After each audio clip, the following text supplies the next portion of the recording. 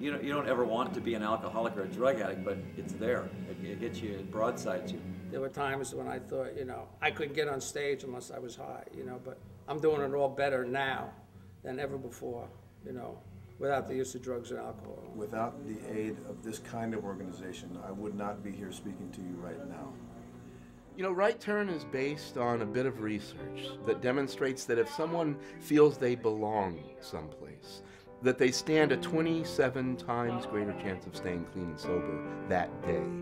And so what we've tried to do here at Right Turn is provide people with a place where they can come in and feel comfortable, feel welcomed, and hand them their dignity back.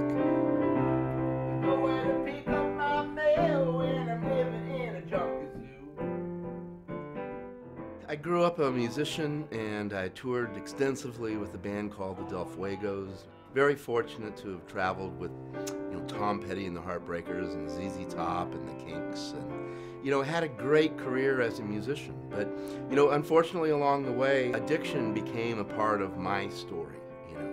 And I'm not afraid to share that with people. And it helps when people step up and say, hey, this is what addiction looks like, man. This is what recovery looks like. One word that Right Turn might represent for me is hope. My creativity was all tangled up in substances. When I walked through the door at Right Turn, I found an environment that was really a lot of fun.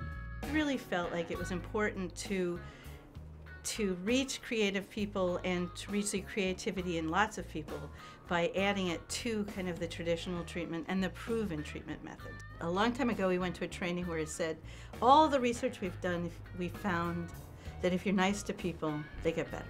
And we believe in being nice to them when they walk in the door, providing them with good evidence-based treatment and a creative outlet, and we find that a lot of them get better as a result.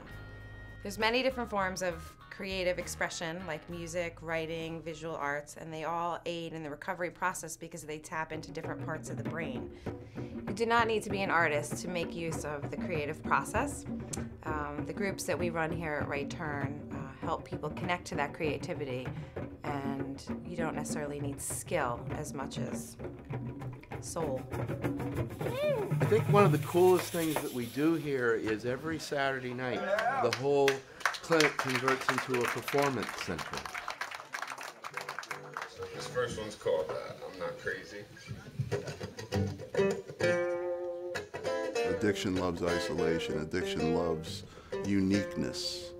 Community in recovery is, some people would argue, the most important piece of recovery, because what you're trying to do is create a bond between people and friendship that will keep people coming back.